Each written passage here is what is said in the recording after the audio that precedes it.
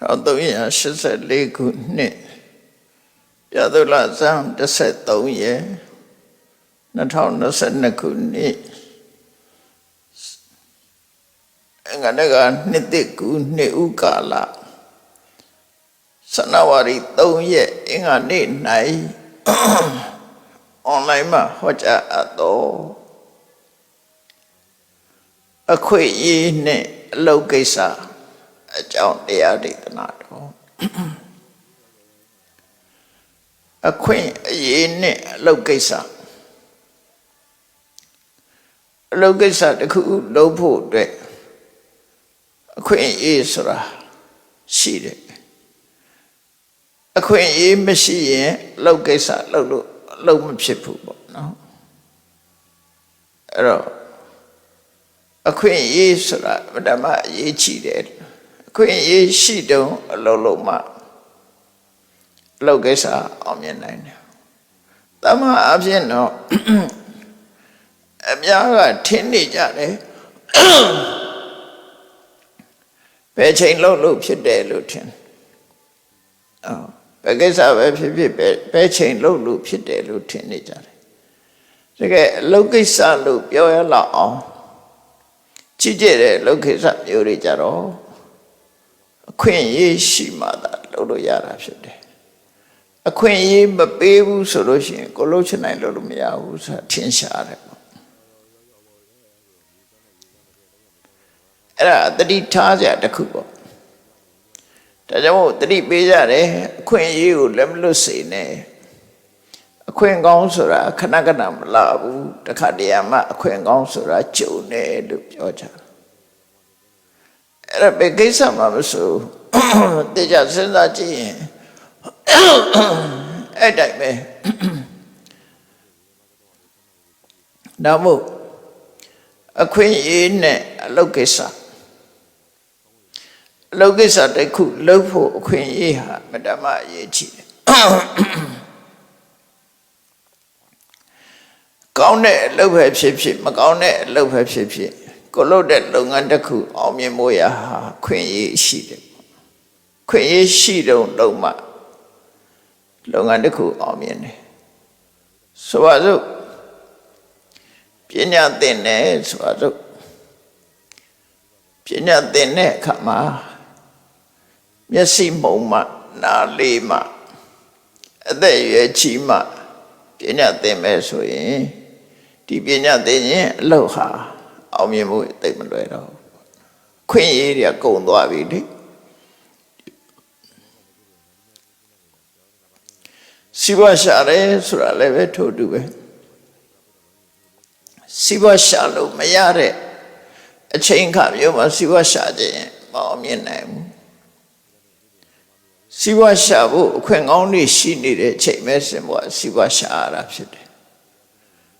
အခွင့်အရေးဆုံးရှုံးပြီးတဲ့နောက်မှာစီးပွားရှာဖို့ကြိုးစားရင်အောင်မြင်မှုမရနိုင်ဘူး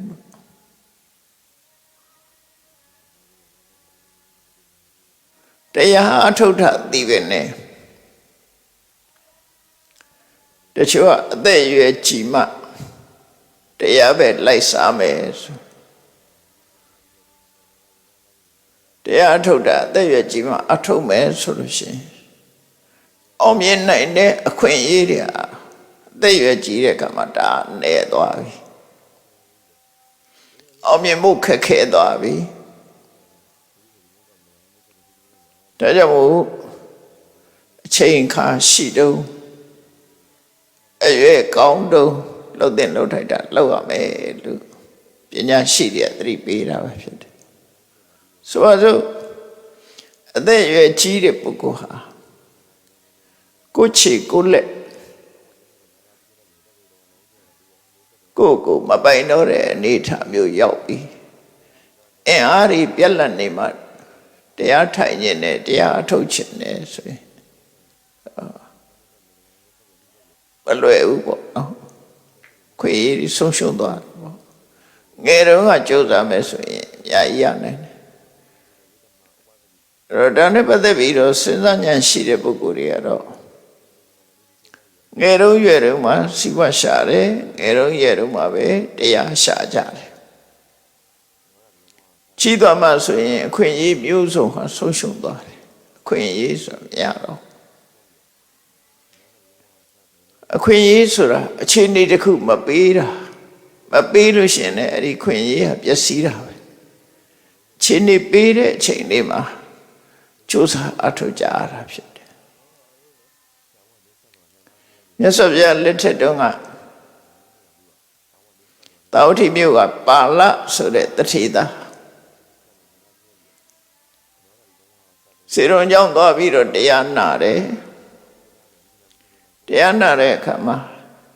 မြတ်စွာဘုရားကဗြဟ္မစရိယဆိုတဲ့ကျင့်စဉ်တစ်ခုအသေးစိတ်ဟောလိုက်တဲ့အခါမှာသူစိတ်ဝင်စားတယ်သူအရွယ်ရှိတုန်းဒါတွေလုံးဝငါအောင်မြင်နိုင်မှာပဲအရွယ်လွန်သွားရင်တော့အောင်မြင်မှုခက်ခဲတယ်လို့သို့တော့အရွယ်ရှိတဲ့အချိန်မှာလည်းပဲသူ့မှာတာဝန်ဝတ္တရားတွေကရှိတယ်မိသားစုဘဝနေတာဆိုတော့သားတွေသမီးတွေစီးပွားဥစ္စာတွေဒါတွေကိုစွန့်ရမှာဖြစ်နေဒါတွေမစွန့်လို့ရှိရင်လည်းတရားထုတ်ဖို့ဆိုတဲ့အခွင့်အရေးကကောင်းတဲ့အချိန်ကြီးကသူလွန်သွားနိုင်တာဟုတ်သူညီနဲ့တိုင်ပင်ဆွေးနွေးတဲ့အခါမှာသူညီကဘာပြောတော့ဆိုအကိုကြီးကငယ်ပါသေးတယ်ပေါ့အသက်အရွယ်လေးရလာပြီသားတွေသမီးတွေကြီးပြီဆိုမှတရားအထုတ်တာကောင်းပါတယ်လို့ပြောတယ်နော်အဲ့တော့အသက်အရွယ်ကြီးပြီဆိုရင်တော့အခွင့်အရေးရတယ်လို့ထင်တာကိုသူကြီးကအဲ့တော့ပါဠဆိုတဲ့တထေးကဗာပြတ်ပြောတော့ဆိုငါညီတဲ့အသက်အရွယ်ကြီးသွားတဲ့ပုဂ္ဂိုလ်ဟာကိုယ့်လက်ကိုယ်ခြေအတောင်ကိုယ်စကားနားမထောင်ဘူးတဲ့ဟုတ်တယ်ကိုယ်စကားနားမထောင်ဘူးဆိုတာအသက်အရွယ်ကြီးတဲ့ပုဂ္ဂိုလ်တွေနားလဲတဲ့ဒါခြေတော့ကဒီဘက်လှမ်းမိမယ်လို့ဟိုဘက်ရောက်ချင်ရောက်သွားရှိန်နာရိုင်နာတွေဖြစ်လာလက်မြောက်ချင်လို့လည်းမြောက်လို့ရကြမှာရကိုလို့ချင်တာတွေလို့ဟိုရအခွင့်အရေးတွေနဲ့ကိုသူပြောတဲ့စကားလေးကအခွင့်အရေးရှိတော့လို့ရမယ်ဆိုတဲ့အထိပ္ပယ်လေးသူပြောတဲ့စကားလေးအမှတ်သားစရာကောင်းတယ်စရာစစ္စရိတာဟွန်တိစရာတရားကြောင့်အိုမင်းရင်းရော်ပြီးအသက်အရွယ်ကြီးသွားတဲ့ပုဂ္ဂိုလ်တယောက်ဟာတဲ့ဟထပါဒအနတ္တဝါသူ့လက်သူ့ခြေရတော့သူ့စကားနားမထောင်ဘူးတဲ့သာသမီတွေမပြောနဲ့သူ့လက်သူ့ခြေရတော့သူ့စကားနားမထောင်တော့ဘူးသူလုံးချင်တိုင်းလုံးလို့မရဘူးလို့ပြောတာနော်စကားနားမထောင်ဘူးယထသောဝိဟတထမောဝိဟတထမောဆိုအသက်ရွယ်ကြီးလာလို့ရှိရင်အင်အားတွေကဆိုးပျက်စီးသွားပြီထရတော့မှမထနိုင်ဘူးသူများထူပေးရတဲ့အနေထားမျိုးတွေရလာတက်ကြီးတော့ငယ်ငယ်တုန်းကဝိဇောရိယဆရာတော်ဘုရားကြီးတရားဟောတာကြားဘူးလိုက်တယ်နာဘူးလိုက်တယ်အေးအသက်ရွယ်ရလို့ရှိရင်ထားခြင်းမိစုနဲ့ဒူးနဲ့လက်နဲ့မိတ်ဆက်ရတယ်တဲ့ဆရာတော်ရလို့ပြောတာဒူးလက်ထောက်ပြီးထားတာကိုပြောတာဒူးနဲ့လက်နဲ့မိတ်ဆက်နေရပြီဒီတိုင်းမထားနိုင်တော့ဘူးငယ်တော့ကတော့ဖြတ်ခနဲ့ဆိုထားလို့ရတက်ကြည့်ပြီဆိုတော့လို့မရတော့ဘူးအဲ့ဒါကိုပြောတာယတ္တသောဝိဟတထမောဓမ္မဆိုတဲ့စွမ်းအားတွေကပျက်စီးကုန်ပြီအဲ့ဒီလိုခြေနေဆိုးနေတဲ့အချိန်မှာကထန္တမံစရိတ္တိ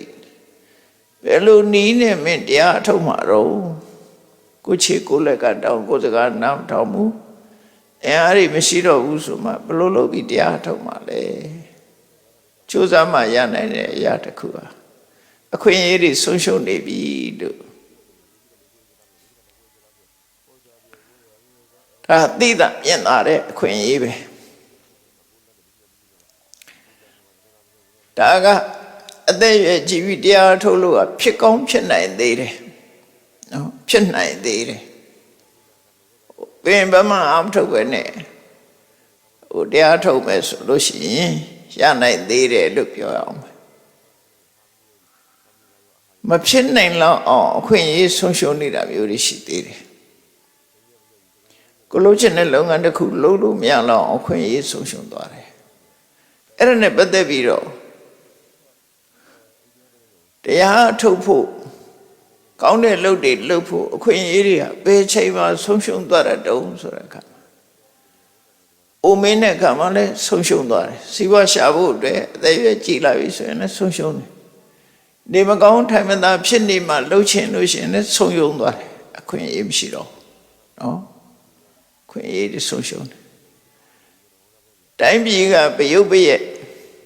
ငြိမ်းချမ်းမှုတွေဆုံးရှုံးပြီးတော့စစ်ဖြစ်နေတဲ့နိုင်ငံတစ်ခုပဲတရားထုတ်ဖို့ဆိုတာဆုံးရှုံးသွားစီးပွားရှာဖို့ဆိုတာလည်းဆုံးရှုံး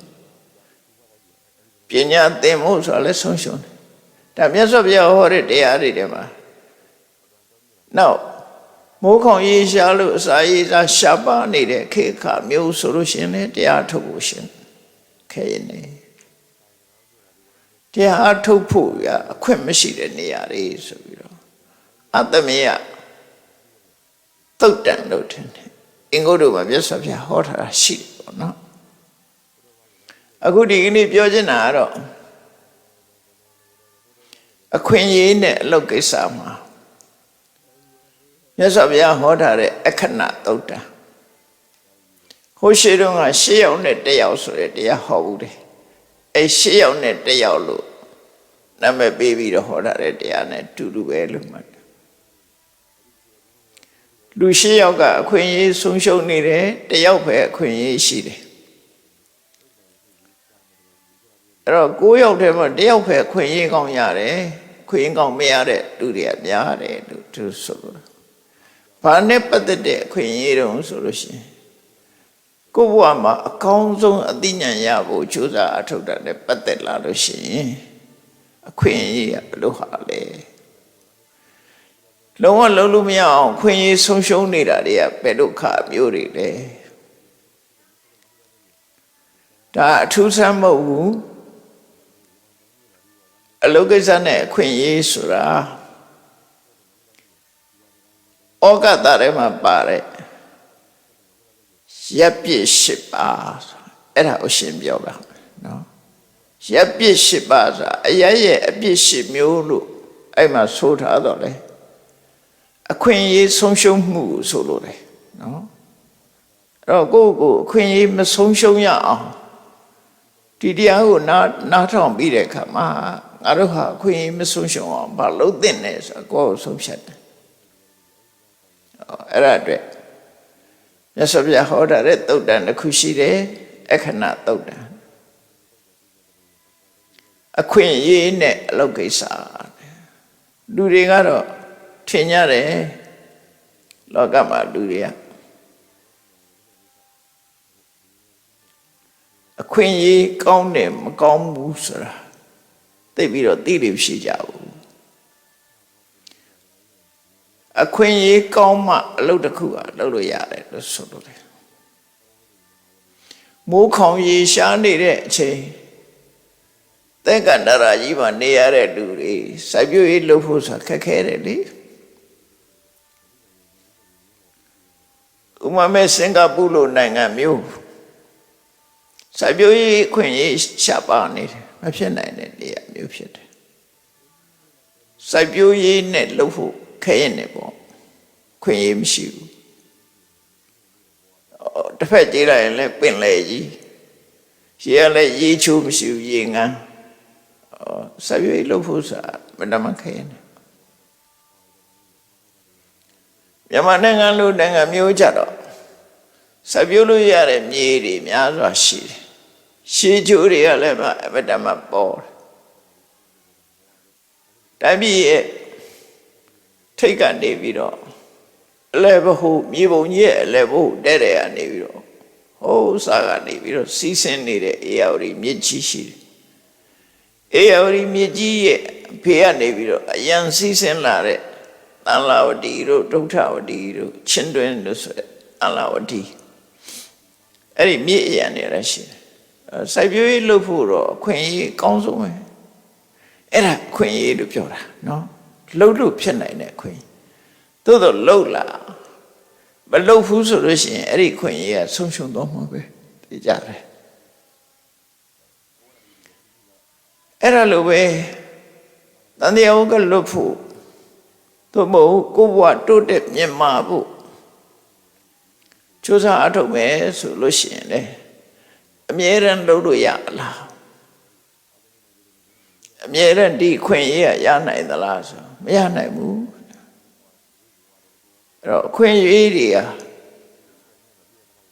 အခွင့်ရေးနဲ့လောကိစ္စလို့ဆိုတဲ့နေရာမှာနံပါတ်1ကဘယ်လိုပြောထားတော့တရားဓုတရားမြတ်ရဖို့မြင့်မြတ်တဲ့အကျင့်ကိုကျင့်ဖို့တန်တရားကထွက်ပေါက်ရဖို့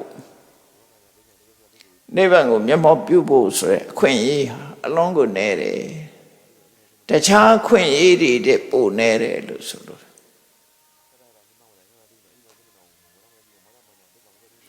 ဆိုပါစို့လောကမှာတရားဓုတရားမြတ်ကိုကျင့်တရားကိုအမှန်ကန်ဟောပြောနိုင်တဲ့ဖရာပွင့်နော်ပွင့်လဲပွင့်တယ်တရားလဲဟောတယ်ဖရာလဲပွင့်တယ်တရားလဲဟောတယ်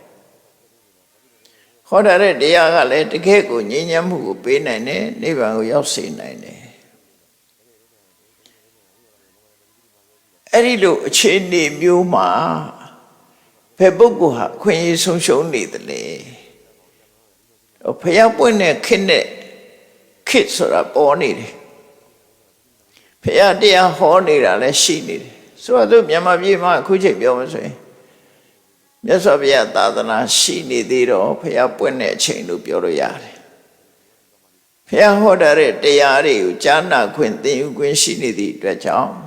တရားတွေပွင့်လင်းနေတယ်လို့ဆိုလို့ရတယ်အဲ့တော့ဖယားလည်းရှိတယ်တရားလည်းရှိနေတယ်အဲ့ဒီအချိန်မှာ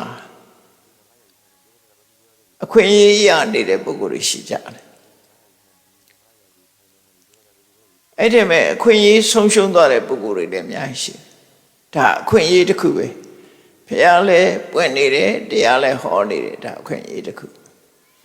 အဲ့ဒီအခွင့်အရေးကိုလက်လုံးမမီနိုင်တော့အောင်လုံးဝဆုံးရှုံးသွားတဲ့ပုဂ္ဂိုလ်တွေကဘယ်ပုဂ္ဂိုလ်တွေလဲဘယ်လိုနည်းနဲ့မှဒီအခွင့်အရေးကိုသုံးမချနိုင်တော့တဲ့ပုဂ္ဂိုလ်ရှိသေးတယ်အဲ့ဒီလိုဘုရားပွင့်တရားဟောနေတဲ့အချိန်မှာသူတော်ဟာတူဟာငရဲကြနေတယ်ဆိုငရဲရောက်နေတဲ့လူတယောက်ဟာဘုရားပွင့်တာလည်းသိဖို့မရှိဘူးတရားလည်းနာဖို့မရှိဘူးအဲ့တော့ဒါကြီးမားတဲ့ဆုံးရှုံးမှုကြီးတစ်ခုဖြစ်နေဘယ်လိုမှသူကအခွင့်အရေးမရနိုင်တော့နော်ဘယ်လိုမှအခွင့်အရေးမရအဲ့ဒီပုဂ္ဂိုလ်ကလုံးဝဆုံးရှုံးတဲ့ပုဂ္ဂိုလ်လို့အဲ့ဒါကိုကြည့်ပြီးတော့ရပြစ်၈ပါးဆိုတာငရဲကြနေတာရဲ့အပြစ်တစ်ခုဆိုပြီးတော့ပမာဩဃတာထဲမှာထည့်ပြီးတော့ဆိုတာဖျားပွင့်တရားဟောနေတဲ့အချိန်မှာငရဲကြနေအခွင့်အရေးတွေဆုံးရှုံးသွားပြီအဲ့တော့ငရဲဟာတရားဓုတရားမြတ်ရဖို့အရက်မဟုတ်သည့်အတွက်ကြောင့်ဒါအရက်ရဲ့အပြစ်ဆိုပြီးတော့သူသုံးလေးရှိကြတယ်ပေါ့နော်အမှန်တော့ငရဲကြနေတဲ့ပုဂ္ဂိုလ်သည်တရားနာဖို့အခွင့်အရေးဖျားဖူးဖို့အခွင့်အရေးလုံးဝဆုံးရှုံးသွားပြီသူဆိုလိုတာနော်အဲ့ဒါကနံပါတ်1နံပါတ်2ကလောကမှာဖျားပွင့်နေတရားလည်းဟောနေတယ်သို့တော့ကံမကောင်းကြောင်းလာလို့တိရစ္ဆာန်ဖြစ်နေတိရစ္ဆာန်ဆိုတာခံယူနိုင်တဲ့အသိဉာဏ်မရှိဘူးလေသင်ပေးရင်အမှတ်ဉာဏ်နဲ့လောက်တတ်တာပဲရှိတယ်ထိုးရင်းပြီးတော့သိတယ်အသိမရှိဘူးတင်ညာပဲရှိတယ်ပညာမရှိဘူးတိရစ္ဆာန်ဆိုတာအဲ့တော့တိရစ္ဆာန်ဘဝရောက်သွားပြီဆိုတဲ့ပုဂ္ဂိုလ်တယောက်ဟာဒီဖျားပွင့်လို့တရားဟောနေတယ်ဆိုတဲ့ဒီအခွင့်အရေးကြီးကိုအသုံးချဖို့သူကလက်လက်မမီတော့လုံးဝဆုံးရှုံးသွားပြီဒီပုဂ္ဂိုလ်ကလည်းဒါမျိုးမရှိဘူးလားဆိုရှိတာပေါ့နော် ဖះပွင့်တရားဟောနေတဲ့အချိန်မှာတိရစ္ဆာန်ဖြစ်နေရင်သွားပြီကောင်းတဲ့အခွင့်အလမ်းကြီးတစ်ခုလုံးကိုသူကလက်လွတ်ဆုံးရှုံးသွားပြီလို့ဆိုလိုတယ်ထို့တူပဲဖះပွင့်တရားဟောနေတဲ့အချိန်မှာလူတယောက်ဟာပြိတ္တဘဝရောက်နေပြိတ္တဘဝဆိုတော့စားရမယ်တော့ရမယ်အမြဲတမ်းဆာလောင်မွတ်သိပ်ပြီးအစာအာဟာရရှားဝေးပြီးဒုက္ခရောက်နေတဲ့ပုဂ္ဂိုလ်သူလည်းအခွင့်အရေးတစ်ခုဆုံးရှုံးသွားပြီတရားတို့တရားမြတ်ရဖို့ဆိုတော့သူကမရှိတော့အဲ့တော့ငရဲတရိစ္ဆာန်ပြိတ္တာအဲ့ဒါဖះပွင့်တရားနာဖို့အခွင့်အရေးဆိုသူကမရှိတော့ဘူးလို့ဆိုလို့ဒါကအဆိုးပုံတွေရောက်နေတာနောက်ကောင်းတဲ့ပုံရောက်ပြီမဲ့လို့အခွင့်အရေးဆုံးရှုံးနေတဲ့ပုဂ္ဂိုလ်တွေရှိသေးတယ်မြတ်စွာဘုရားပွင့်နေတရားတွေလည်းဟောနေတယ်ဥမာမဲ့ဘုရားပွင့်လာတော့တပည့်စကြတရားဟောတယ်အဲ့ဒီချိန်မှာ1000 လောကစကြဝဠာကနတ်တွေပြမာတွေကဆူယုံရောက်ရှိလာပြီးတရားနာကြတယ်အဲ့ဒီမဲ့ပြမဖြစ်ပါလျက်တရားနာဖို့အခွင့်အရေးဆုံးရှုံးနေတဲ့ပုဂ္ဂိုလ်တွေရှိတယ်ဘယ်ပြမာတွေဆုံးရင်ရုပ်ခန္ဓာတစ်မျိုးတည်းရှိတဲ့အတ္တညတတ္တပြမသက်မဲ့ပြမကြီးတွေရုပ်တော်ရှိတယ်သူကဓမ္မီဆိုတဲ့ရုပ်တုကြီးတွေလိုပဲအဝတ်ဆိုင်တွေမှာတွေ့တယ်မဟုတ်လားဓမ္မီဆိုရုပ်တုတွေလေသူ့ကိုကောင်းစားလာတွေသူဝတ်ရတယ်ရဏဆိုင်ဆိုရင်သူ့ကိုမလေးလက်ဆွဲရတနာတွေဆင်ပေးတယ်ဒါပေမဲ့သူရဲ့အဲ့ဒီရဲ့အရာသာသူခံစားရလားဆိုဘယ်ခံစားရမှာသူကသိမှမသိဘူးလှပတဲ့အဝတ်ကလေးတွေသူ့ကိုပေးတာသူပဲသိမလဲရှုပ်ထုရှုပ်ပြမာတွေထဲမှာလည်းပဲအသက်မဲ့ပြီးတော့အသက်မဲ့အသိစိတ်ကင်းမဲ့နေတဲ့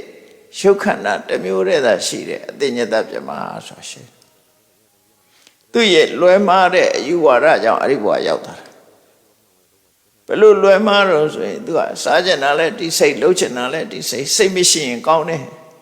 စိတ်ကပဲလူတွေကိုဒုက္ခပေးတယ်ဆိုစိတ်ကိုမုန်းတီးတဲ့အတွေးတွေဝင်လာပြီးတော့စိတ်မဖြစ်ဖို့ကြိုးစားလိုက်တာအသိစိတ်ကင်းမဲ့တဲ့ပြမဘဝရောက်တာအဲ့ဒီပြမတွေကဖျားပွင့်တဲ့အခါမှာ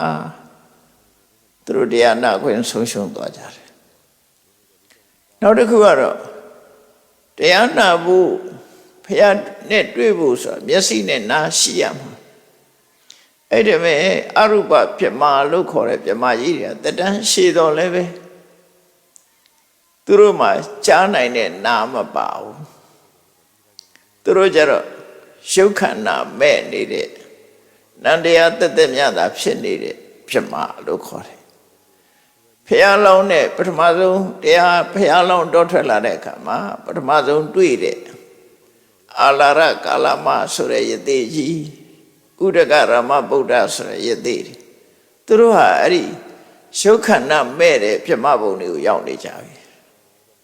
ဒါမို့မြတ်စွာဘုရားပွင့်တဲ့အချိန်မှာဘုသူတရားဟောရရင်ကောင်းမလဲလို့ကျင်လိုက်တော့ကြည့်လိုက်တဲ့အခါမှာအလာရကာလမှာတော့အသိဉာဏ်ထက်တယ်ဥဒကရမဗုဒ္ဓတော့အသိဉာဏ်ထက်တယ်ငါသိတဲ့တရားကိုရှင်းပြလိုက်ရင်သူတို့သဘောပေါက်သွားမှာပဲလို့ဖះပထမဆုံးစဉ်းစားတာသူတို့နှစ်ယောက်ကိုစဉ်းစားတာတရားဟောမယ်စဉ်းစားလိုက်ပြီးကြည့်လိုက်တဲ့အခါကျတော့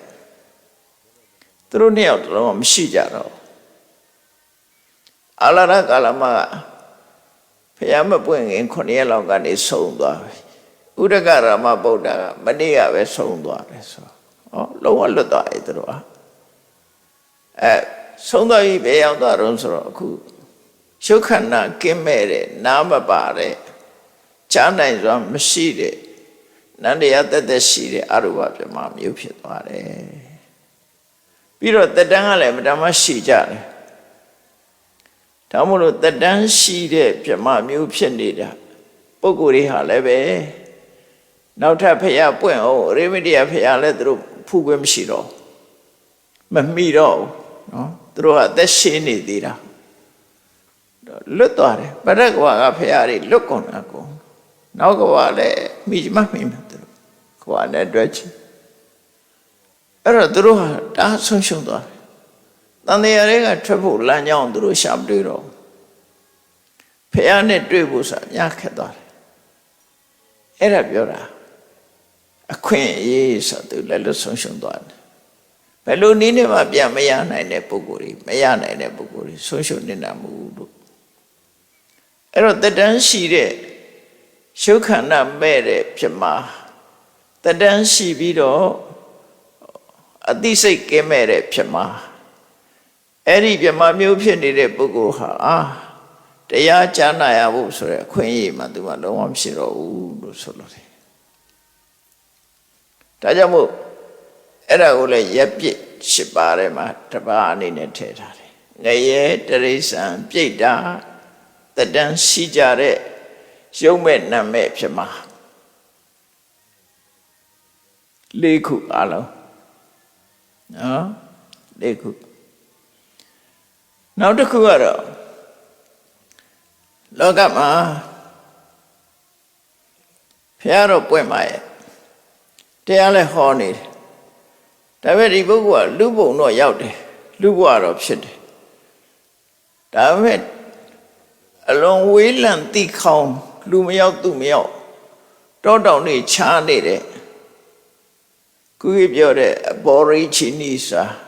လူရိုင်းမျိုးထဲမှာကျွန်းနေလူရိုင်းမျိုးတွေထဲမှာသွားဖြစ်တယ်ဘယ်လိုမှသတင်းကြားအောင်ပြောလို့မရတဲ့လူသာဖြစ်ပေမဲ့လို့လူမနေရတဲ့ပုဂ္ဂိုလ်မျိုးတွေပေါ့နော်အဲ့ဒါမျိုးတွေရှိတယ်လေအစွန်ဖြားကြပြီးတော့ဘုရားတရားကိုသိနိုင်စွာမရှိတဲ့အသိဉာဏ်မရှိတဲ့လူရိုင်းမျိုးတွေလူရိုင်းဘဝမှာရောက်ရှိနေပထမဆုံးကျွမ်းမှနေတဲ့ပုဂ္ဂိုလ်တွေဟာအပေါ်ရိจิနေလို့ခေါ်တဲ့တတ်ပညာလည်းမရှိဘူး။ဘာပဲအမေရိကတိုက်မှာဆိုလို့ရှိရင်အမေရိကတိုက်အခုလူရင်ကျေးလို့ဆိုတော့စီဝါရှာတတ်ပြီးတော့ပညာတတ်တဲ့ပုဂ္ဂိုလ်တွေမရောက်ခင်အရင်ရောက်နေတာတွေကဘယ်သူတွေတုံးဆို Red Indian ဆိုလူမျိုးတွေပဲသူတို့ကပထမဆုံးကျွန်းနေလူမျိုးတွေလို့ပြောတာ Red Indians သူတို့ကအရက်တောက်တာတဲ့လည်းသိမရှိကြခဏခေတ်မှာတော့အမေရိကန်နိုင်ငံအစိုးရသူတို့လာကပေးထားသူတို့ရဲ့ကိုလိုနီနေရာဌာနတစ်ခုသတ်မှတ်ပေးထားတယ် Red Indian colony ဆိုတာသတ်မှတ်ပေးထားပြီးတော့သူတို့ဝေကြီးတဲ့နာထောက်ပံ့ပြီးတော့ပေးထားတယ်ပညာလည်းမသိညာဘူးသူတို့ပဲထောက်ပံ့ရေးစားပြီးနေကြတဲ့ပုဂ္ဂိုလ်တွေအဲ့ဒါမျိုးတွေတို့ဆိုလို့တယ်ပေါ့နော်အဲ့ဒီလူတွေအမှအခွင့်အရေးရကောင်းရလာနိုင်သေးတယ်နောက်တစ်ခါAustralia မှာလည်းပဲAborigines ဆိုတဲ့လူရိုင်းနေရှိတယ်နောက်ဒီနာကဘုရားဘာသာနိုင်ငံလေးဖြစ်တဲ့သီရိလင်္ကာနိုင်ငံမှာလည်းပဲလူရိုင်းစာရှိသေးတယ်ဝေဒလို့ခေါ်တယ်ပစိုးမို့ဘူးတုံးလုံးနေတယ်မွေးလိုက်ရင်အဲ့တော့လေးနဲ့မြားနဲ့ဓာတ်နဲ့တရိစ္ဆာန်တွေတပ်ဖြတ်ပြီးတောထဲမှာဒီတိုင်းနေဒီတိုင်းစားနေကြတာမဟုတ်ဆိုးလုံးနဲ့ပဲတက်မွေးတယ်အစိုးရကသူတို့ယဉ်ကျေးအောင်ဆိုပြီးတော့အိမ်တွေဘာတွေဆောက်ပြီးကျောင်းတွေဘာတွေတည်ပြီးအဲ့ဒီအိမ်တွေကိုမိရှုပြီးတော့ထွက်ပြေးသွားကြတာမနေဘူးအဲ့လိုလူမျိုးတွေရှိတယ်အဲ့ဒီလိုပုဂ္ဂိုလ်မျိုးဖြစ်နေလို့ရှိရင်မြတ်စွာဘုရားတရားကိုသိဖို့ဆိုတာမတမခဲရင်သွားတယ်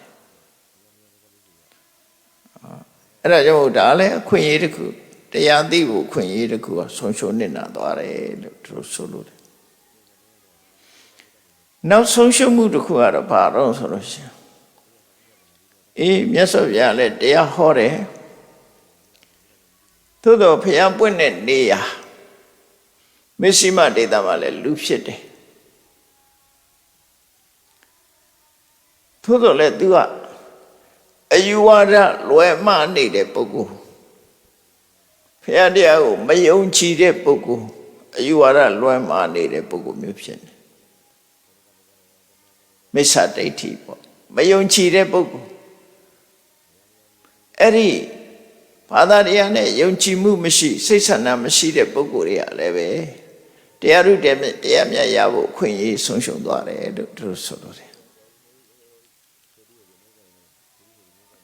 သူတို့ရဲ့အယူဆအရတမန်တော်ရှိတယ်ဆိုတာလက်မခံဘူးကံကံအေးကျိုးဆိုတာလက်မခံဘူးဘာသာတရားထွန်းကားတဲ့နေရာမှာတောင်အဲ့လိုပုဂ္ဂိုလ်တွေရှိတယ်လေရှိတယ်အဲ့ဒီဟာတွေလည်းအခွင့်အရေးဆုံးရှုံးနေတဲ့ပုဂ္ဂိုလ်တွေလို့သူတို့ဆိုလို့တယ်တရားကျင့်မှုဆိုတာစိတ်တောင်မပါဘူးအခွင့်အရေးကြီးတော့ရှိတယ်အသုံးမချဘူးအဲ့ပုဂ္ဂိုလ်တွေစိတ်မဝင်စားဘူးအဲ့ဒါမှထဲသွင်းလိုက်လို့ရှိရင်အစ္ဆန္တိကဘုန်းကြီးတို့တွေတန်တရားကလွတ်ဖို့နိဗ္ဗာန်ရဖို့ကျင့်ကျင်စိတ်မရှိဘူးဆိုရင်လည်းပဲဒီခွင့်ရဆုံးရှုံးတဲ့ပုဂ္ဂိုလ်တွေမှာပါတယ်တရားဥတရားမြတ်ရဖို့မဖြစ်နိုင်စိတ်ဆန္ဒရှိမှဖြစ်နိုင်တယ်ပေါ့ဒါကြောင့်မို့ဒီထဲမှာခွင့်ရဆုံးရှုံးတဲ့ပုဂ္ဂိုလ်မျိုးတွေမှာပါသွားနိုင်တယ်ပေါ့နော်နောက်တစ်ခုကတော့ဖျားပွင့်လို့တရားဟောပြီး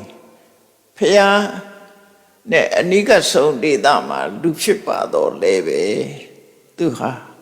အသိဉာဏ်ကင်းမဲ့ပြီးဆွမ်းအားနာမကြဘဝရောက်တယ်လူထဲမှာလည်းပဲဉာဏ်ကြီးမမီတဲ့ပုဂ္ဂိုလ်တွေရှိတယ်လေ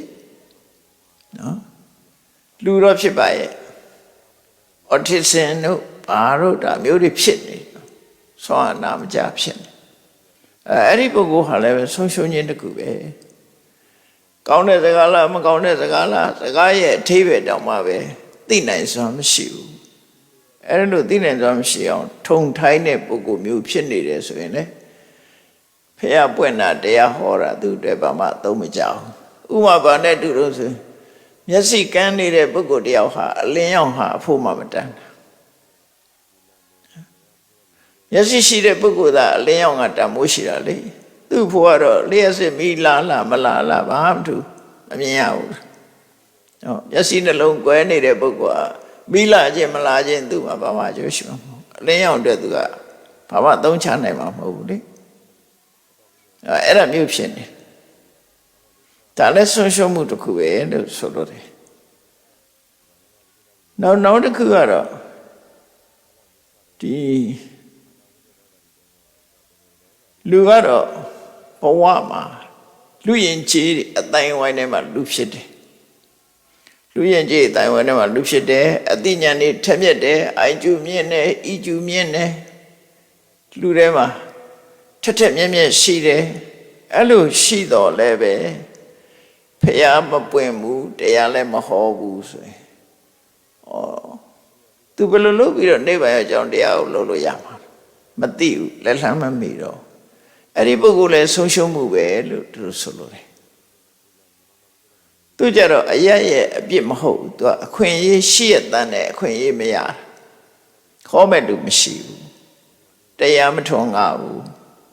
သူရဲ့အသိဉာဏ်นี่ရှိနေတော့လည်းပဲမြတ်စွာဘုရားဟောတဲ့တရားကိုသူဟာမကြားနာရဘူးသူတို့ဆိုလို့လည်းပေါ့နော်ဖះမပွင့်တာဖះမပွင့်လို့ရှိရင်မြတ်စွာဘုရားဟောတဲ့တရားမျိုးဆိုတဲ့အသိပညာမထွန်းကားဘူးလို့ဆိုပါစို့ခုခေတ်တော်မှကြည်ပါလား IT ပညာရက်တွေမထွန်းကားခင်နဲ့အခုထွန်းကားတဲ့ခင်မကွာပေဘူးလားဒါလောကီတောင်ပါပဲဟိုရင်တော့တယ်လီဖုန်းဆက်ဖို့ဆိုတာကြိုးဖုန်းလေးကိုဝေးကြီးသွားရှာပြီးတော့ဆက်ရတယ်လေလှည့်လိုက်ရတာပတ်လေးတော့ခုတိုင်းလူတိုင်းဖုန်းကိုစီနဲ့ဆက်သွယ်ရေးရဘလောက်ကောင်းလဲတော့ဟိုဗမာပြည်မှာဖုန်းမရှိခင်ကအခြေအနေမျိုးကိုကြည့်လိုက်ဖုန်းရှိတယ်ဘာမှမကြသေးဘူးနော်ဖုန်းတို့တက်တာမှာအဲ့ဒီအတွင်းမှာ ဖုံးမရှိတဲ့ဘဝလည်းနေခဲ့ရတယ်ကျိုးဖုံးရှိတဲ့ဘဝလည်းနေခဲ့ရတယ်အခုကဆက်သွယ်ရေးကောင်းလာတဲ့အခြေအနေမျိုးလည်းတွေ့ရတယ်နိုင်ရှင်သာကြည့်ပြီးတော့အများကြီးကွာခြားတယ်လေအဲ့တော့လောကမှာပညာရတစ်ခုနဲ့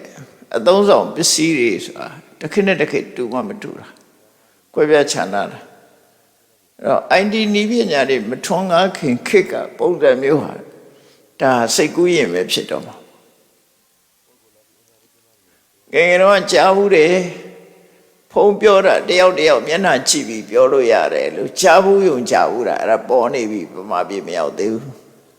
ခဏခေတ်တော့ကိုယ်ကိုယ်တိုင်ပြောလို့ရတယ်နော်ကိုယ်ကိုယ်တိုင်ဗီဒီယိုကောနဲ့ခေါ်လို့ရနေပြီလေခဏခေတ်ကြတာဟိုတုန်းကတော့စိတ်ကူးရင်လည်းလို့ပဲထင်ရတာအဲ့တော့ခေတ်ခေတ်ဆိုလို့ပညာရတွေကလည်းတိုးတက်လာတာအဲ့တော့လောကမှာအခွင့်အရေးဆိုတာရှားတာရှိတယ်ဆုံးရှုံးတာရှိတယ်ဆုံးရှုံးနေရင်ဘာမှလုပ်လို့မရဘူးဒါတရားဘက်ကပြောတာအခုပြောတဲ့ဟာတွေကတရားဘက်ကပြောတာတခြားဘက်ကလည်းဆုံးရှုံးနေတာတွေအများကြီးပဲ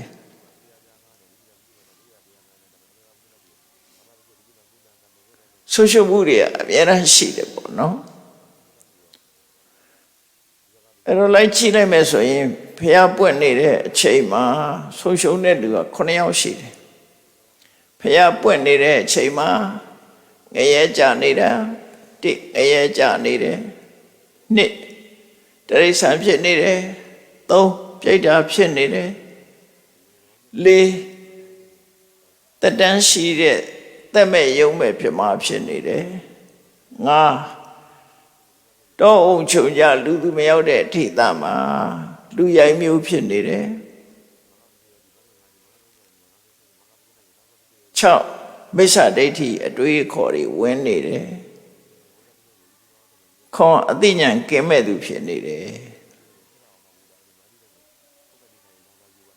အဲ့ဒါဘုရားပွင့်နေတဲ့အချိန်မှာဘုရားပွင့်ရဲ့တန်တဲ့ဒီအခွင့်အရေးမသုံးနိုင်တဲ့ပုဂ္ဂိုလ်တွေဒီအခွင့်အရေးသုံးချလို့မရတဲ့ပုဂ္ဂိုလ်9ယောက်ဘုရားမပွင့်လို့အခွင့်အရေးဆုံးရှုံးတာက1ယောက်အဲ့တော့ဆုံးရှုံးတာရဲ့တော့တူတူပဲဒီပုဂ္ဂိုလ်10ယောက်အဲ့ဒါကိုပဲရပ်ပြစ်10ပါး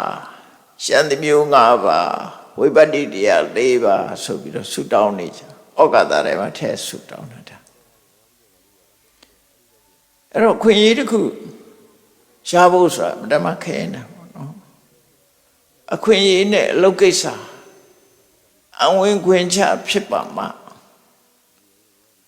အကျိုးကိစ္စတစ်ခုဖြစ်နိုင်တယ်နှုတ်ဆိုမဖြစ်နိုင်ဘူးတဲ့ဒါကိုဆိုလို့တယ်နော်အဲ့တော့အခွင့်အရေးဆိုတာဘာလဲအလုံးအကြောင်းတရားတွေညှိညွတ်တဲ့အခါမှာဒါအခွင့်အရေးအပြည့်အဝရတယ်ဆိုပါစို့ကိုကအယောင်ဝယ်စီဝါရေးလုပ်ချင်တယ်ဆိုရင်အယောင်ရေးဝယ်တာကောင်းတဲ့ထိသမှာနေတယ်အယောင်ဝယ်ဖြစ်ထွန်းတဲ့နေရာမှာနေတယ်ကိုယ်ကြည်တနာထောက်ပံ့မဲ့ပုဂ္ဂိုလ်တွေရှိတယ်နော်ကိုကိုကိုဝယ်မဲ့ပုဂ္ဂိုလ်တွေရှိတယ်ဆိုတာအခွင့်အရေးတွေပဲလေခွင့်ရေးစိုက်ပျိုးရေးလုပ်ချင်တဲ့ဆိုရင်ရှေးကောင်းမြေကောင်းရှိတယ်မိုးလေဝသကောင်းတယ်ဒါအခွင့်အရေးတွေပဲဒီထက်တစ်ခုချို့တက်သွားလို့မရဘူးအခွင့်အရေးဆိုတာမျိုးမျိုးရှိတယ်ပေါ့နော်ကိုလို့ချင်းလူကပညာသိဉ္ဇဉ်နဲ့ကိုနေတဲ့နေရာမှာတက္ကသိုလ်မရှိဘူးကျောင်းမရှိဘူးဘုရားအောင်ဆန်းထုတ်ပတ်တိကြည့်လိုက်မယ်ဆိုရင်နတ်မောက်သားသူကနတ်မောက်မှာကအစင်းမြင့်တဲ့ကျောင်းမရှိဘူးမရှိတဲ့ကရေနံကျောင်းသွားပြီးကျောင်းနေရတယ်လို့ကြားဘူးအဲ့ဒါပေါ့အခွင့်အရေးဆိုတာအများကြီးရှိတာမဟုတ်ဘူးဆိုတာနော်တကယ်လို့မရှိတဲ့နေရာတကယ်လို့ပညာဘယ်လိုလုပ်ရမရနိုင် အဲ့လိုဆိုလို့တယ်ပေါ့နော်အဲ့တော့အခွင့်အရေးဆိုတာအကြောင်းအကျိုးညီညွတ်ပြီးရလာတဲ့အခွင့်အရေးဆိုတာပါလေတန်တရားဥက္ကလွတ်ဖို့အတွက်အကောင်းဆုံးအခွင့်အရေးရပါလေလောကမှာဖျားပွင့်တာဟာတခုဖျားပွင့်ယုံပွင့်ပြီးတရားမဟုတ်ဘူးဆိုရင်လည်းရမှာမဟုတ်ဘူးဖျားပွင့်တယ်တရားဟောတယ်နော်အေးရဖျားပွင့်တယ်တရားဟောတယ်သူကလည်းအသိဉာဏ်ရှိတယ်ဖျားပွင့်တဲ့ဒေသမှာလူဖြစ်တယ်အသိဉာဏ်ရှိတယ်အဲ့ဒါလောက်စုံစည်းမိရင်ကိုပဲနိဗ္ဗာန်ရောက်တရားကြားနာခွင့်ရသွားပြီအဲ့ဒီတုတ်တံမှာဒီလိုအခွင့်အရေးတွေနဲ့ပတ်သက်ပြီးတော့ရှင်းလင်းဟောကြားထားတာဖြစ်တယ်ဒါကြောင့်မို့အခွင့်အရေးနဲ့အလုပ်ကိစ္စအခွင့်အရေးရှိမှအလုပ်ကိစ္စဆိုတာလုပ်လို့ရတယ်ဆိုတာကိုမှတ်သားပြီးတော့မြတ်စွာဘုရားဆက်ပြီးတော့ဒီတုတ်တံမှာဟောထားလေးကဘာလို့ဆိုလူဘဝလည်းရတယ်မြတ်စွာဘုရားဟောတဲ့တရားလည်းတရားဓမ္မလည်းထွန်းကားနေတယ်ဉာဏ်ခွင့်ရနေတယ်အဲ့ဒီအချိန်မှာကိုယ်ကလည်းလူဘဝအသိဉာဏ်ရှိတဲ့ပုဂ္ဂိုလ်ဖြစ်တယ်တရားလည်းနာလို့ရနေတယ်အဲ့ဒီအချိန်လေးတောင်မှပဲဒါအခွင့်ကောင်းမှလားလို့မသိပဲနဲ့အချိန်ဖြုံးလိုက်လို့ကုန်လွန်သွားတဲ့ပုဂ္ဂိုလ်တွေရှိသေးတယ်နော်ခွင့်ကောင်းကြုံပြီမဲ့လို့ကြုံနိုင်ရလားမရဘူးအဲ့လိုခွင့်ကောင်းနဲ့ကြုံပြီးလက်လွတ်ဆုံးရှုံးသွားတဲ့ပုဂ္ဂိုလ်တွေအများကြီးရှိသေးတယ်သူတို့ဆိုလို့တယ်အဲ့ဒါကြောင့်ခွင့်ရေးဆုံးရှုံးမှုတွေအမှန်တမ်းများတယ်တဲ့လောကမှာဖះဆိုတာတကယ်ကိုတစ်ခါတည်းမှသာပွင့်တာမပွင့်တဲ့အချိန်ကအလွန်များတယ်ဒါစဉ်းစားကြည့်ပြီးတော့သူတွေဟာခုချိန်မှာဖះပွင့်တဲ့ခေတ်ခါနဲ့ကြုံနေတယ်ဖះတရားတော်တွေကိုကြားနာခွင့်ရနေတဲ့အချိန်ရှိတယ်အဲ့တော့ကြားနာခွင့်ရနေကြတယ်ထို့ပါလှုပ်တဲ့တယ်လေ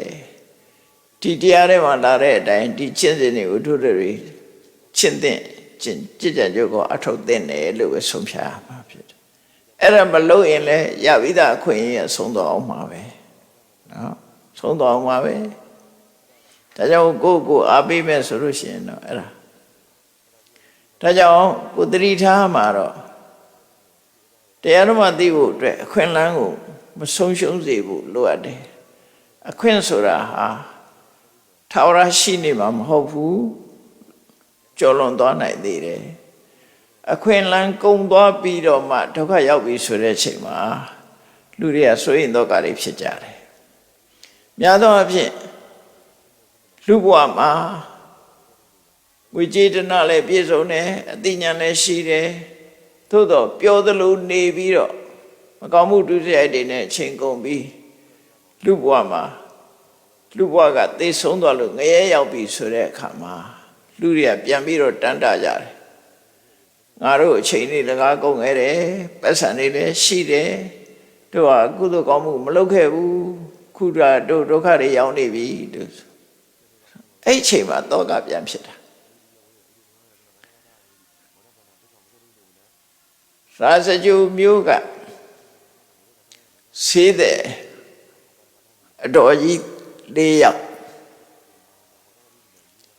ဆေးတဲ့ကအတော်ကြီး၄ယောက်လူဘဝမှာစီးပွားဥစ္စာရှာကြတယ်သူတို့မသုံးရမဆွဲရခုတ်ချစ်ပြီးတော့စီးပွားရှာကြတာစီးပွားရှာဖို့ပဲသူတို့ကြိုးစားတယ်တခြားလူရေးတန်းရေးဘာမှစိတ်ကူးမရှိဘူးသူတို့စီးပွားရှာဖို့ပဲကြိုးစားဘဝဆိုတာ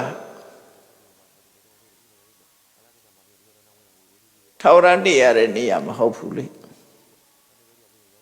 အချိန်တန်တော့အချိန်တန်နဲ့ဆိုတာကိုယ်အချိန်နဲ့ကိုယ်ပဲဒီနေ့ကျတော့ကိုလက်ရှိဘဝကနေထွက်ခွာကြရတဲ့အနေအထားမျိုးတွေရှိတယ်အဲ့ဒီလိုလူဘဝမှာစီးပွားဥစ္စာပဲရှာပြီးတော့ဘာကုသိုလ်မှမလုပ်ဖ ೇನೆ အချိန်တန်တော့ထွက်ခွာသွားရတဲ့အခါမှာပစ္စည်းဥစ္စာတွေကိုဆွဲလန်းပြီးတော့စ ရာဇဂိုမြို့မှာပြိတ္တမကြီးတွေဖြစ်နေတယ်တဲ့နော်ပြိတ္တမကြီးတွေဖြစ်တော့သူတို့ကတော့သိနေတာသူတို့ဘဝကိုရှူချုံမရပြန်ပြီးတော့ပြောကြတယ်သူတို့ပြောတာလေးရလဲအမတ္တမခြေကွဲစရာကောင်းတယ်နော်မယံဘောဂီတန်ဟရိမတမေနဝိတမေနစာငါတို့ကတော့တရားတဲ့နီးရောမတရားတဲ့နီးရောစီဝဥစ္စာရအောင်ရှာခဲ့ကြတယ်တဲ့ပင်ပန်းခံပြီးတော့ငါတို့ဟာစီဝရအောင်ရှာကြတယ်တေအင်းကြီးပြိပုံစံဒီငါတို့ရှာထားတဲ့ငွေကြေးတွေပစ္စည်းဥစ္စာတွေကိုကြံတဲ့လူတွေက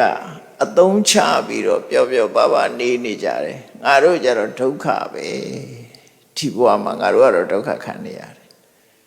ရှာခဲ့တဲ့ရလက်ကသူတို့လည်းမသုံးရဘူးနော်သူတို့ရှာထားတဲ့ပစ္စည်းကိုသူတို့ရဲ့မျိုးဆက်တွေကနေအသုံးပြုနေကြတယ်သူတို့ကြတော့ရှာလိုက်ကပါတော့ဆိုဒုက္ခပြိတ္တာဘဝရောက်သွားတဲ့ဒုက္ခပဲရတယ်တောကဖြစ်တာအဲ့လိုဖြစ်တာနော်ရှာနေတော့သိမစင်စားမိဘူးပေါ့အာကျုံမတဲ့ရှာကြပြုကြမသိခြင်းမနဲ့ယုတ်တည်းဆုံးသွားတဲ့အခါကျတော့မကောင်းတဲ့ဘဝရောက်သွားရောက်သွားတော့ပြန်ကြည့်တယ်ငါတို့တော့ရှာလိုက်ရတာအနေမနာအညာခုငါတို့ရှာထားသမျှသူတို့သုံးနေကြတယ်တေအင်းကြီးပြိပုံစံတည်တယ်ခြားလူတွေသုံးပြုနေမယံဒုက္ခတဘာကိနေတယ်ငါတို့ရလိုက်တာတော့ဒုက္ခပဲဘလောက်ခြေကွဲစရာကောင်းလဲစဉ်းစားကြည့်နော်လောကလူတွေအဲ့တိုင်မှာပဲအများစုကအဲ့လိုဖြစ်တယ်ကိုရှာတာကိုသုံးမသွားလို့ရှိရင်ကိုရလိုက်တာဒုက္ခသာဖြစ်တယ်ပေါ့အဲ့ဒါတွေကစဉ်းစားရမှာလို့သူတို့ပြောတာအဲ့ဒါတွေမစဉ်းစားဘူးဆိုလို့ရှိရင်အဖြေမထုတ်နိုင်မှာမဟုတ်ဘူးဒါကြောင့်မို့ဒီအချိန်လွန်သွားမှဆုံးရှုံးသွားမှတောကဖြစ်မဲ့အစားအချိန်ရှိတဲ့ခိုင်လေးမှာကြိုးစားအထောက်တင်နေတဲ့အမြတ်ရအောင်ကြိုးစားအထောက်ရမယ်သူဆိုလို့တယ်နော်မလုံးမိတဲ့အမှားတွေကလောကမှာလုံးမိတဲ့အမှားတွေရှိသလိုမလုံးမိတဲ့အမှားတွေလည်းရှိတယ်ခုနပြိတ္တမကြီးတွေကမလုံးမိတဲ့အမှားလှူရမယ်တန်ရမယ်ဆိုတာတွေမလုံးမိဘူးမလုံးမိတဲ့အမှား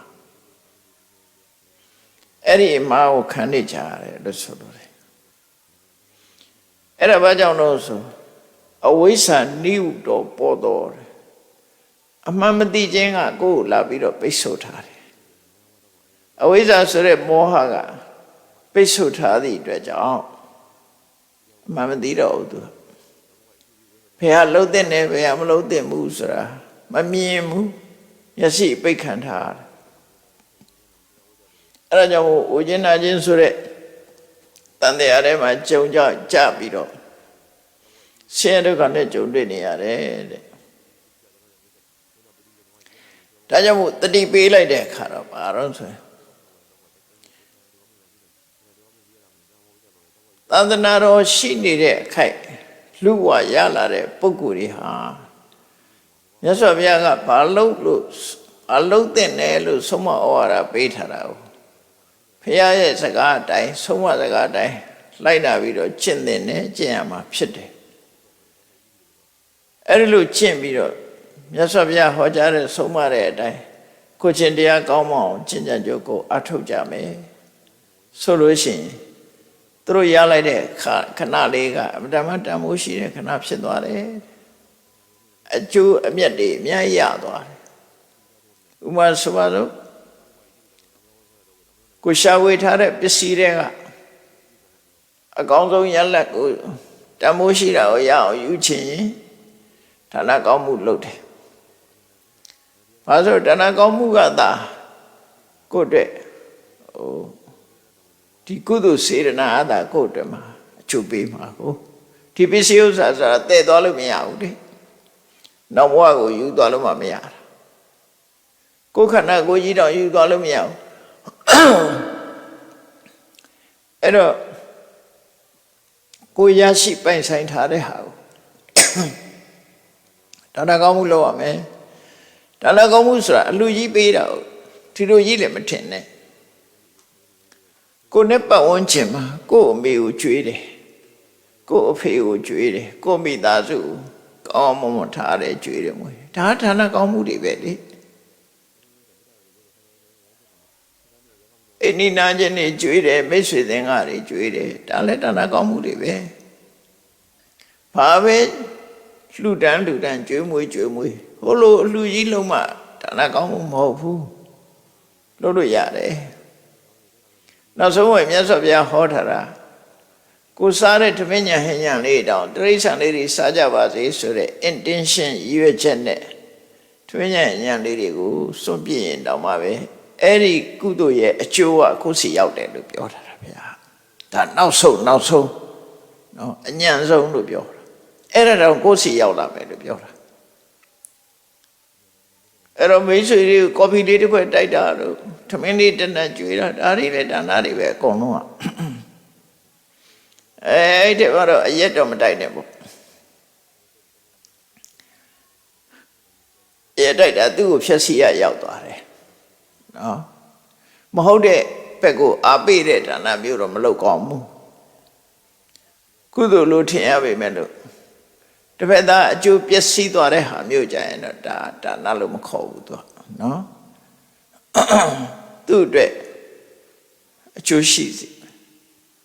ကိုယ်စိတ်ကလည်းပဲမွန်မြတ်တဲ့စိတ်ဓာတ်ရှိရမေတ္တာစေတနာနဲ့ကြွေးတာမွေးတာလှူတာဒါနအကုန်လုံးဒါနအဲ့ဒါကိုရထားတဲ့ပစ္စည်းတွေကအနှစ်သို့မဟုတ်တန်ဖိုး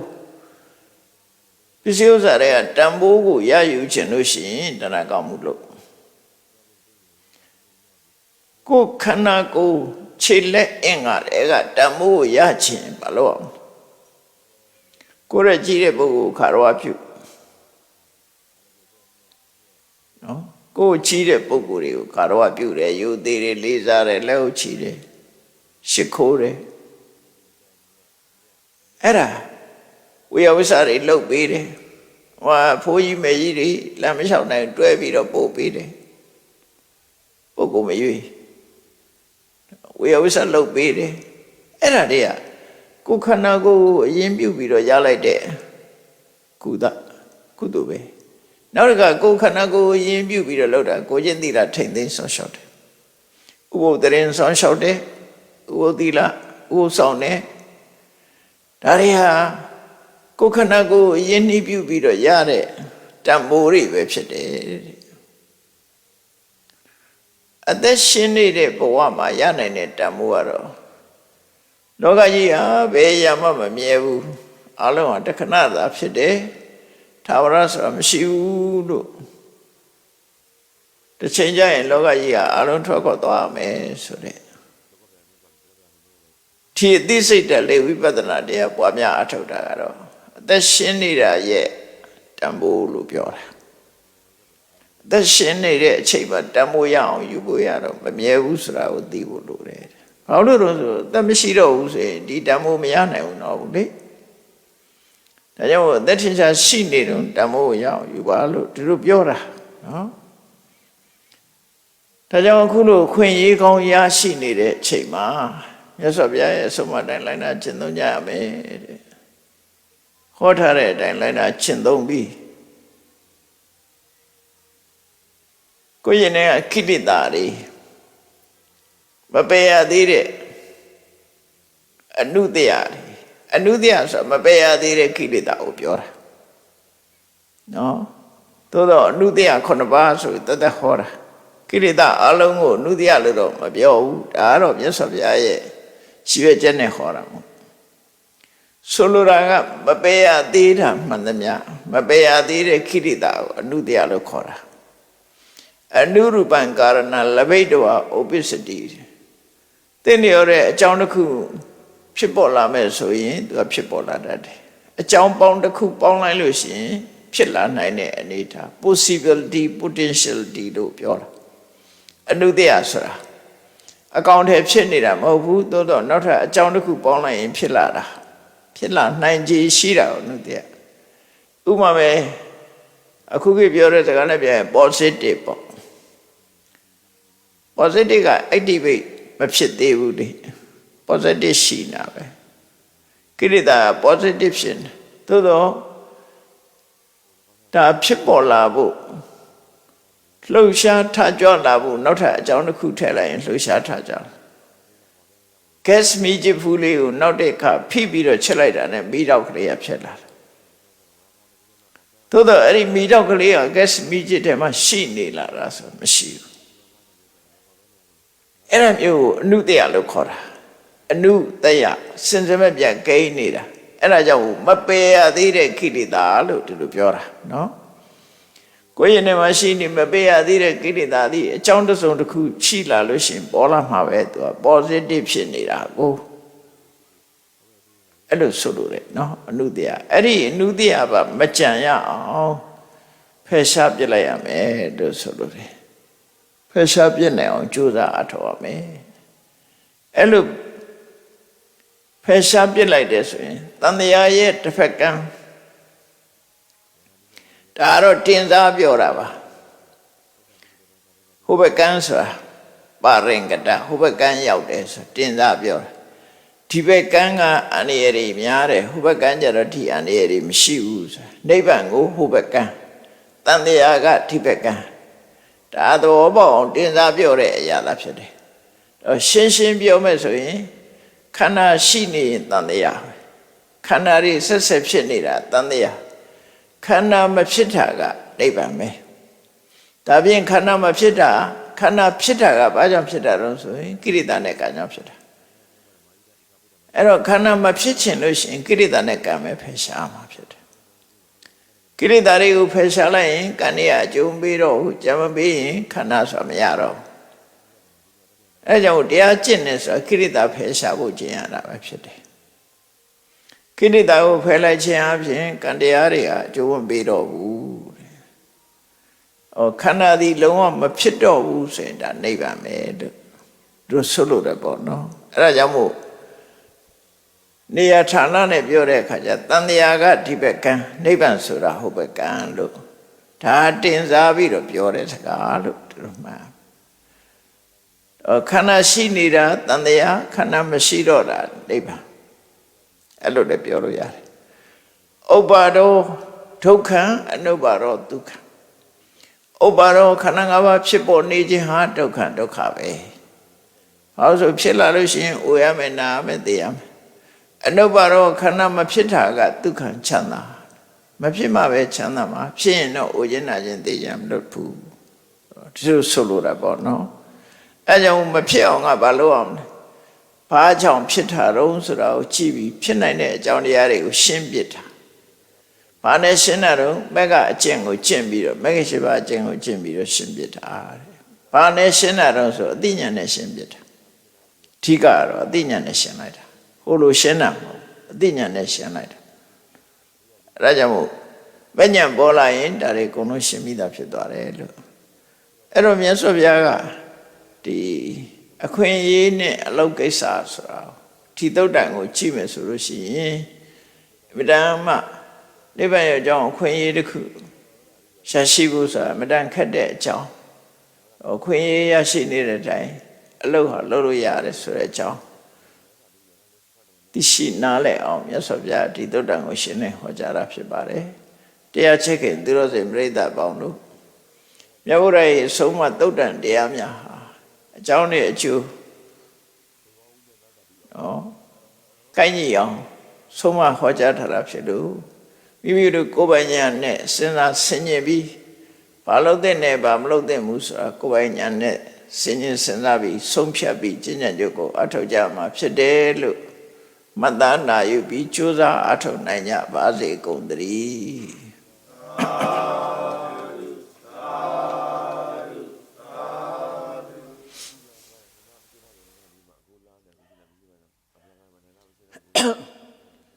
ရှိတဲ့ချာရအောင်အရှင်ဖေယဖေယတွေတို့သည်ဓမ္မအတိညာရရှိမှသာလျှင်နိဗ္ဗာန်ချမ်းသာကိုမျက်မှောက်ပြုနိုင်သောကြောင့်ဓမ္မအတိညာရရှိစေရန်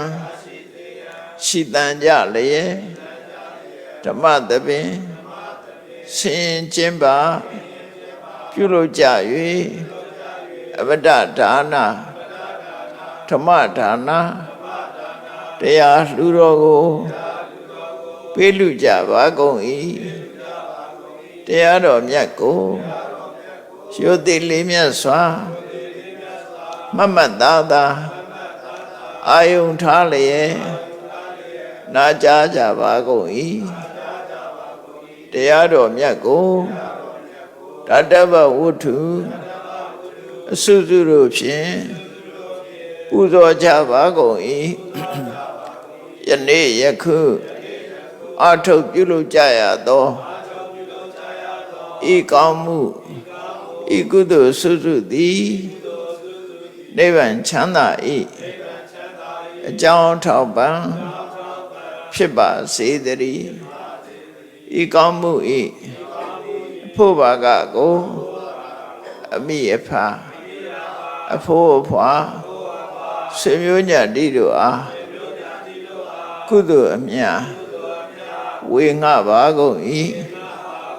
သာသနာတော်ဆောင်နှင့်လောကဆောင်နှင့်တို့အားကုသိုလ်အမြတ်ဝေငှပါကုန်၏31ဘုံကျင့်ဒီကုန်သောတို့တို့များစွာတတ္တဝတို့သည်ကုသိုလ်အမြတ်ကိုယ်စီရကြကုန်သည်ဖြစ်၍ကိုယ်စိတ်နှဖျားချမ်းသာကြသည်ဖြစ်ကြပါစေကုန်သတည်း